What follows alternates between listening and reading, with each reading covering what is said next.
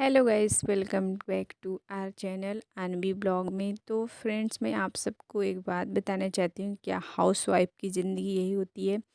घर का भी काम देखो और अपना बिजनेस भी देखो, तो सभी का काम यही होता है। अगर एक बिजनेस मैन हो तो पहले तो घर का काम देखना होता है। अगर बच्चे हैं तो बच्चों को भी नाश्ता पानी खाना पीना सबका घर का काम करने के बाद ही अपना काम देखा जाता है। तो सुबह मॉर्निंग में उठो, पहले उनके लिए नाश्ता बनाओ। तो यही है हम औरतों की ज़िंदगी।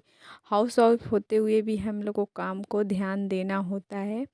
तो मेरा सुबह का मॉर्निंग होता है तो मैं पहले लंच बनाती हूँ। अगर टिफ़िन बच्चों को देना रहता है तो टिफ़िन बनाने के बाद ही आगे काम बढ़ता है। पर इस समय तो छुट्टी चल रही है ठंड के कारण, तो हम नहीं, सिर्फ खाना वगैरह बना के बच्चों को खिलाने के बाद, सभी को खाना देने के बाद हम आ जाते हैं शॉप पर।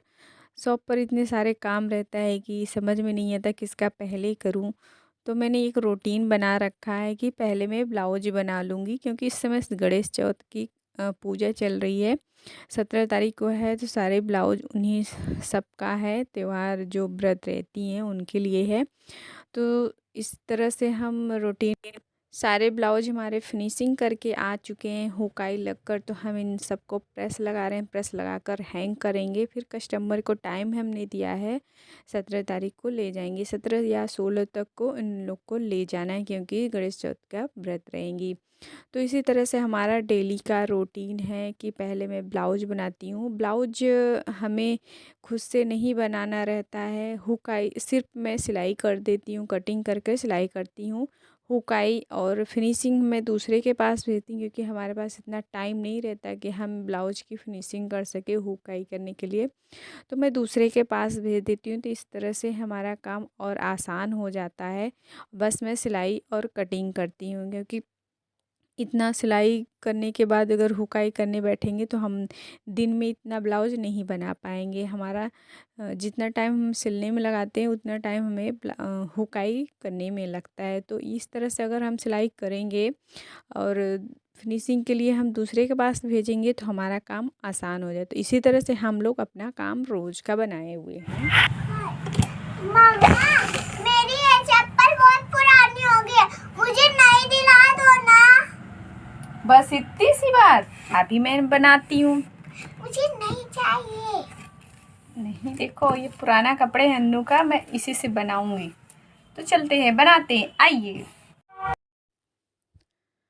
तो अभी तक मैंने अपना हेल्पर नहीं रखा मैं की कटिंग करूं और सिलाई दे, दूसरा कोई मेरा साथ दे, क्योंकि मेरे उस तरह से मिल नहीं रही। क्योंकि कितना भी किसी कस्टमर का अच्छे कपड़े बना दो, कस्टमर का यही शिकायत रहती है कि आप सिलिएगा, किसी को हमारा ब्लाउज ख़राब करने के लिए न दीजिएगा।